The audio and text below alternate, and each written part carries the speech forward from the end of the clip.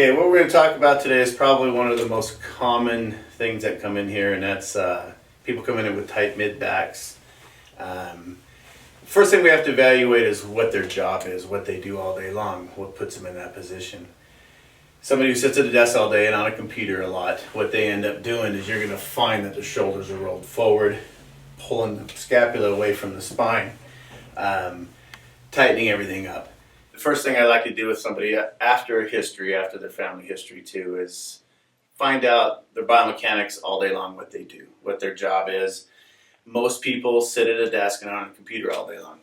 So what they typically have is the rounded shoulders forward, which put a lot of stress on the mid-thoracics. Mm-hmm. When you're sitting rounded like that, what is happening that shouldn't be happening, basically? Well, you get an extra strain on the mid-back, number one, because like I was saying, when you're sitting forward, your head translates forward and gets you in this weird position.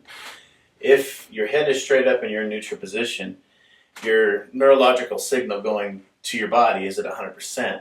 When you break your neck back, you diminish that signal. So when we're sitting at a desk and we're down here like this, we bend our neck up to look at the screen most of the time.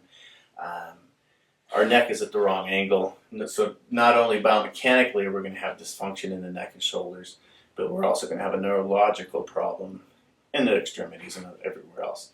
So that puts a toll. The repetitiveness of it, they're doing it day in, day out, all day long, puts a lot of stress on the nervous system and the musculoskeletal system. So how can you correct it when you're sitting at the desk? It's, other than if she's really out or misaligned in her mid-back, number one, we'll start with the simplest thing. For her to sit up straight hurts after a while because she has inflammation in the posterior joints. Things are not moving right through here. So by getting that loosened up, by getting adjusted, by getting motion put back in there, then she can work on at home, strengthening these muscles, loosening it up the front to roll her shoulders back. That will help tremendously. Hand placement. If they're up too high, shoulders are going to fatigue out and they're going to cramp and pull you forward. So you have to drop them and relax. Getting the wrists adjusted is imperative. We work on the computer all day long or texting all day. It misaligns the small bones in the wrist, causes swelling, inflammation, which causes spasm and then dysfunction there. And that will translate up into the shoulders. Because of the dysfunction down here, it will translate to the center, to the middle. So just by coming and getting work done, getting the wrist, elbows, shoulders adjusted, pulled back, and then her at home strengthening these, pretty much you can get rid of it. And then if you go right back to work and you sit in the same position, obviously it's not going to be right. So by sitting up straight, by getting your head back, getting your chair adjusted, getting your seat level right, getting your seat where your seat is above your knees or at your knee level will help. If your knees go down too low, round your back. Now we start pulling from the pelvis area on our mid back and neck. So ergonomics is huge. So first thing when they come in here is we'll lay down face down, which we'll put Tammy face down now.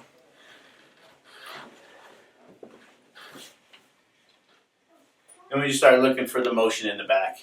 If I find it really tight through here, we can give her an adjustment through here, but the tightness might be coming from somewhere else. Is it her pelvis rotation? Because rotation in the pelvis can cause a dysfunction up in the upper thoracics also. Is it a dysfunction in the neck? Neck tightness, which most people who sit at a desk all day long will have a neck dysfunction. When we sit at a desk, if we sit straight up, our head weighs 10 pounds.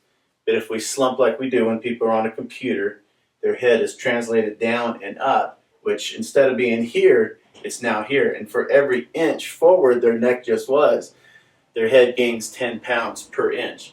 So instead of having a 10-pound head sitting here, everybody's head's down here, and now they have 60 pounds of pressure pulling on the mid-back. So what we try to do is see if we can get things stretched out up front, relax in the back so that we can pull the shoulders back. What about with people texting as well? Yeah, and the other thing is with kids in high school, especially nowadays, when they text, shoulders round forward, they're down, they're looking up, they're down here all day long, and And that also pulls a lot of dysfunction in the mid-back. If you have mid-back pain, it's not always a dysfunction here. It can be up in the neck, it can be in the wrists, it can be in the shoulders, it can be in the pelvis. So what we have to do is evaluate somebody's wrist. There's different things, and I will show you that if you have a wrist dysfunction, that it can cause problems up in the upper trap. If I have to pull my hands here all day long, my hands go over here and I'll over exaggerate, but if it only goes to here and this one goes here, I will get my hand in by tucking my shoulder in all day long. And by doing that, we're stretching the deltoids, traps, pulling on the neck, rotating the neck, putting pressure on the mid-back. So after I'm done working on her mid-back, we always have to check for wrist dysfunction.